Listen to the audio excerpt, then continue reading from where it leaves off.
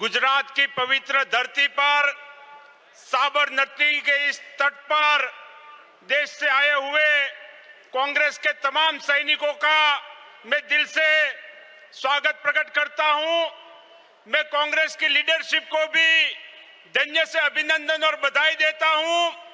अभिनंदन और बधाई सिर्फ इसलिए नहीं देता हूं कि इस पवित्र अधिवेशन के लिए, न्याय पथ के संकल्प के लिए हाईकमांड ने गांधी और सरदार की धरती को चुना है, लेकिन मैं अभिनंदन और बधाई इसलिए देता हूं कि जिस तरह राहुल गांधी जी ने संसद के फ्लोर में खड़े होकर ये कहा कि आने वाले दिनों में हम गुजरात में सत्ता परिवर्तन करके दिखाएंगे, और उनके एक वाक्य ने पूरे गुजरात के युवाओं में नई जान फूंकने का काम किया है। पिछले 30 साल से गुजरात की भारतीय जनता पार्टी की सरकार में समाज का हर वर्ग शोषित और पीड़ित है, लेकिन सबसे ज्यादा अन्याय का सामना अगर गुजरात में किसी ने किया है तो वो गुजरात के युवा ने किया है। मैं इस मंच के माध्यम से बड़ी जिम्मेदारी के साथ कहना चाहता हूं कि पूरे हिंदुस्तान के अंदर अगर फिक्स स्केल आउटसोर्सिंग के माध्यम से अगर युवाओं का शोषण होता है तो वो गुजरात राज्य के अंदर होता है। मैं इस मंच के माध्यम से बड़ी जिम्मेदारी के साथ कहता हूं कि पूरे देश के अंदर ड्रग्स का कारोबार कहीं फैला है और युवाओं का भविष्य अंधकारमय बना है तो वो गुजरात राज्य के अंदर बना हुआ है। मैं इस मंच के माध्यम से बड़ी जिम्मेदारी के साथ कहना चाहता हूं कि पूरे देश के अंदर पिछले 10 साल के अंदर गुजरात राज्य में अलग अलग परीक्षाओं में, एग्जाम्स में 40 से ज्यादा परीक्षाओं में पेपर लीक हुए हैं और गुजरात के छात्रों का भविष्य अंधकारमय करने का काम इस सरकार ने किया है। ये देश हमारा जब आजाद हुआ, गुजरात राज्य के पास सबसे ज्यादा समंदर का किनारा है। 1600 किलोमीटर के इस समंदर के किनारे पर कांग्रेस की सरकार ने वेरावल पोर्ट हो, पोरबंदर पोर्ट हो, कंडला पोर्ट हो, ऐसे अलग अलग पोर्ट बनाकर पूरे विश्व को साथ गुजरात को और देश को व्यापार के माध्यम से जोड़ने का प्रयत्न किया। लेकिन आज भारतीय जनता पार्टी के इस शासन के अंदर इन सब पोर्ट के ऊपर ड्रग्स का कारोबार चल रहा है और गुजरात की आने वाली नस्ल को बर्बाद करने का काम चल रहा है। मेरे गुजरात राज्य के अंदर आज सूरत के अंदर छात्र और छात्रा आग के अंदर झुलस कर मर जाते हैं, लेकिन उनको न्याय नहीं मिलता है। मेरे गुजरात के अंदर राजकोट में टीआरपी गेम जोन के कांड के अंदर युवाओं आग में झुलस कर मर जाते हैं, उनको न्याय नहीं मिलता है।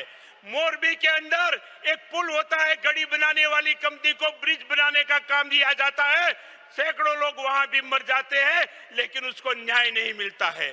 छोटे छोटे बच्चे जिनको अभी दुनिया देखनी बाकी है, वडोदरा के अंदर हरनी बोट कांड होता है, लेकिन उनके परिवारों को आज तक न्याय नहीं मिलता है। आने वाले दिनों में राहुल गांधी जी ने ये जो एक संघर्ष की मशाल जलाई है, मुझे पूरा भरोसा है कि गुजरात की जनता भारतीय जनता पार्टी के इस रावण राज से मुक्त होना चाहती है और आगामी दिनों के अंदर न्याय पथ की बात जो हमारे हाईकमांड ने की है, गुजरात में चाहे युवा हो, गुजरात में चाहे छात्र हो, गुजरात में चाहे महिला हो, गुजरात में चाहे व्यापारी हो, गुजरात में चाहे कर्मचारी हो, गुजरात में चाहे किसान हो, सब लोग न्याय की गुहार लगाकर बैठे हैं और आज के इस सम्मेलन के माध्यम से सब हम न्याय पथ पर आगे बढ़ेंगे। इसी विश्वास के साथ आप सबका फिर से गुजरात की धरती पर मैं दिल से स्वागत करता हूं। साबरमती के किनारे पर अखिल भारतीय कांग्रेस कमेटी का जो ये अधिवेशन आहूत किया गया है,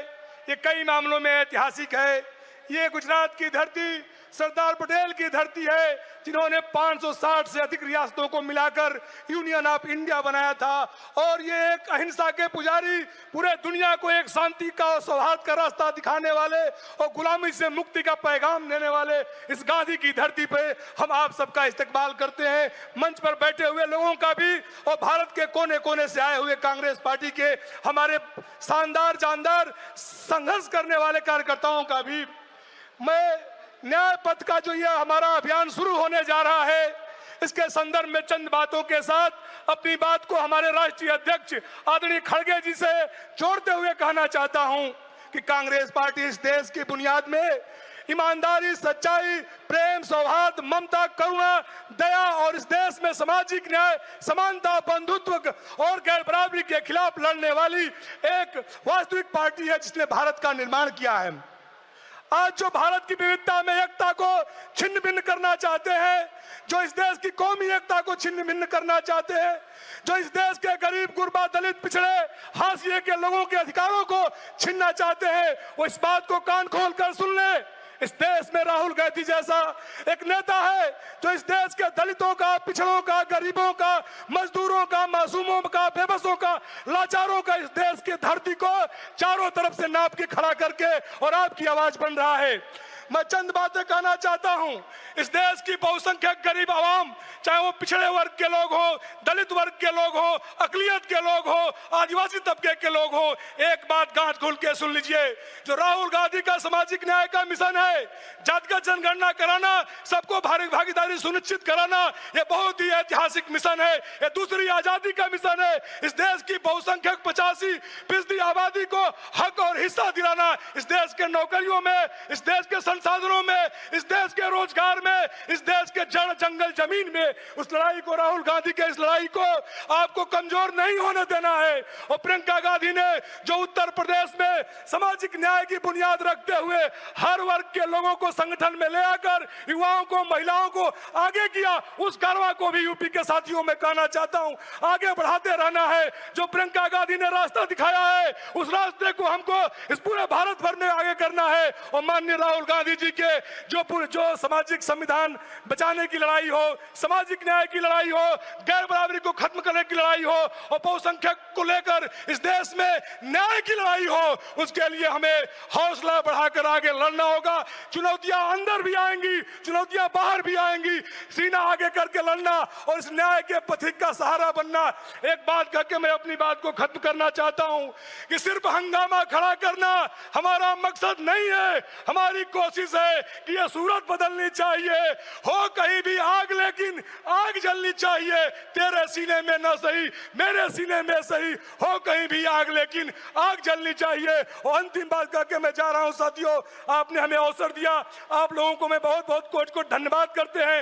एक गाजीपुर के ग्रामीण इलाके से निकल कर आए हुए इलाहाबाद विश्वविद्यालय की छात्र राजनीति से सामाजिक न्याय का संघर्ष करते हुए युवा को अगर कांग्रेस ने इतने बड़े मन से अवसर दिया है, तो एक बात मैं आप लोगों से कहूंगा साथियों कि अगर हौसला नहीं होगा तो फैसला नहीं होगा।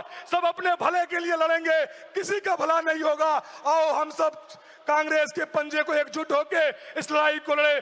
जय हिंद, जय भारत, जय कांग्रेस, जय राहुल गांधी, जय सोनिया गांधी, जय खड़गे जी। धन्यवाद। Today I stand here proudly as a congressman from the state of Nagaland, and I would like to emphasize that 20 years back, Congress flag was flying high in the state of Nagaland as well as in the Northeast. But today, we do not see the sign of Congress. However, because of the Bharat Joro Yatra and the Bharat Nyaya Yatra, hope has been enkindled in the hearts and minds of our people in the Northeast, and this has been reflected by the result which we have seen in the parliamentary elections. People thought there is no hope, but because of the resilience, because of the belief in the leadership and the ideologies of the Congress party, the people of Manipur and Nagaland have voted for the Congress party, and today in the parliament we have 3 members of parliament from these 2 states. This shows that there is hope. The trust that was not there earlier has been rekindled, and it is our bounden duty to ensure that the trust is increased and the spirit of the Congress party is enhanced. And as Congress men and women, I can assure you that the ball that has been rolled or which is rolling for progress, for the coming of the Congress party, we hope and we hope that the coming days will see the Congress flags flying in the whole of Northeast. One point which I would like to stress to the leadership in the assembly, in the Congress party. Regional autonomy and identity is something which is very precious and very treasured by the tribals of the Northeast. And for many, many years from the freedom struggle, the Congress party has always respected and always stood by the identity and the culture of the Northeast. And I believe that with their support, we are going to also see better days ahead. Thank you. Jai Hind. साथियों, मैं सबसे पहले धन्यवाद देता हूं कि मेरे को इस प्रस्ताव पे बोलने का मौका दिया, जहां मैं प्रस्ताव का समर्थन करता हूं और न्याय पथ पे चलने का जो संकल्प, समर्पण और संघर्ष जिसकी बात की है, इस प्रस्ताव ने हम संकल्प भी करते हैं, हम समर्पण भी करते हैं। लेकिन मैं यहां पे कहना चाहता हूं कि संघर्ष इतना जरूरी है। जहां हम बात करते हैं कि कांग्रेस ने देश को आजाद करवाया, वहां पे ये दूसरी आजादी की लड़ाई है। तो एक बात यहां पे समस्त मंच और पूरे कांग्रेस के कार्यकर्ता को समझनी पड़ेगी कि जब तक संघर्ष सड़कों के ऊपर नहीं होगा, जब तक संघर्ष जेलों में जाकर नहीं होगा, तब तक हम इस बीजेपी की और आरएसएस की सरकार को हिला नहीं सकते। संघर्ष के लिए हमें सड़कों पे लाठियां खानी पड़ेंगी और जेलों में जाना पड़ेगा। जिस दिन हमारी लीडरशिप जेलों में जाने का आह्वान कार्यकर्ता को कर देगी, उसी दिन इस बीजेपी की सरकार की जड़ें हिल जाएंगी, जब हम पूरे जेलों में भर देंगे।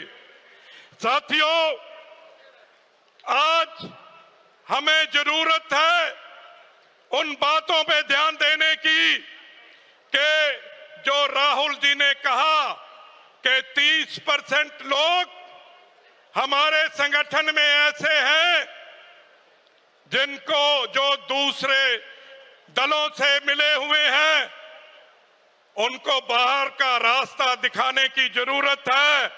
मैं सहमत हूं, इस बात को लागू करने की जरूरत है और आने वाले प्रदेश जिनमें चुनाव होने जा रहे हैं, चाहे वो बिहार है, चाहे वो केरला है, चाहे वो पंजाब है, सबसे पहले उन प्रदेशों में ये बातें लागू करनी चाहिए। और दूसरी बात, जो हमारे थके हुए लीडर हैं, जिनकी बात हमारे अध्यक्ष जी ने की है, और जो थके हुए लीडर हैं, उनको हम भी दरखास्त करते हैं कि नए नौजवान लोगों को मौका दो। बहुत सारे नौजवान इस देश की कांग्रेस में आगे बढ़ के काम करना चाहते हैं, उनको मौका दो ताकि वो कांग्रेस के इन पदों पे आके कांग्रेस की सेवा कर सके। और ये आज जो लड़ाई है, ये लड़ाई आज हमारी संविधान और मनुस्मृति दोनों के बीच की लड़ाई है। अंबेडकर जी के संविधान को बचाना है या आरएसएस के मनुस्मृति के संविधान को लागू करना है देश में। ये लड़ाई हमको लड़नी पड़ेगी। जब हमने संविधान बनाया था, देश आजाद कराया था, इसी तरह से इस संविधान को बचाने की लड़ाई जो राहुल गांधी जी ने शुरू की है, मल्लिकार्जुन खड़गे जी ने शुरू की है, उसको लड़ने की जरूरत है। बहुत बहुत धन्यवाद। जय हिंद।